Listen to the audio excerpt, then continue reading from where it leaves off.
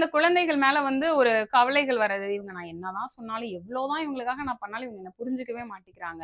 இவங்களுக்காக தானே நான் வெளியூர்ல போய் வேலை பார்க்குறேன். ஆனா என்னுடைய கஷ்டத்த வந்து இவங்க புரிஞ்சுக்க மாட்டேங்கிறாங்க. என்கிட்ட உண்மையான அன்பு செலுத்த மாட்டேங்கிறாங்க. இந்த மாதிரி குழந்தைகள் சார்ந்த ஒரு கவலை, குழந்தைகள் மேல வந்து ஒரு கவலை வர்றது. இந்த மாதிரியான ஒரு சூழ்நிலையையும் இந்த காலகட்டத்துல சந்திப்பீங்க.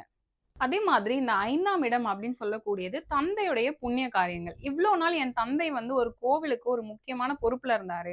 கோவிலுக்காக நெறைய விஷயங்கள் செஞ்சிருக்கிறாரு. ஊருக்காக நெறைய விஷயங்கள் செஞ்சிருக்கிறாரு.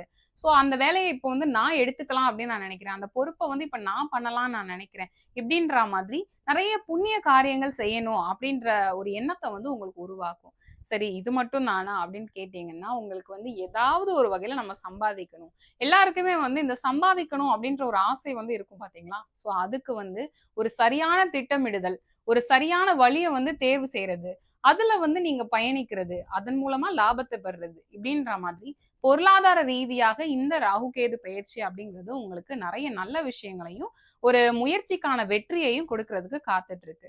ஆனா நீங்க செய்ய வேண்டியது ஒண்ணே ஒண்ணு தான். ரொம்பவே யோசிச்சுக்கோங்க. நம்ம சூஸ் பண்ணக்கூடிய அந்த வழி வந்து சரியானது தானா? இது வந்து நியாயமானதா தான் இருக்குதா?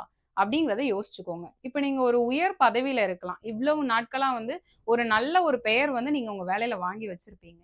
இந்த காலகட்டத்துல யாரோ ஒருத்தங்க, "நீங்க கொஞ்சம் இத அட்ஜஸ்ட் பண்ணிக்கோங்க. நான் உங்கள தனியா கவனிச்சுக்கிறேன்." இந்த மாரிலாம் வந்து ஏதோ ஒரு வகையில உங்களுக்கு வந்து ஒரு சலுகைகள் குடுக்கலாம் அப்படின்னு நெனச்சு, உங்களுக்கு வந்து ஆசைகள காட்டுவாங்க.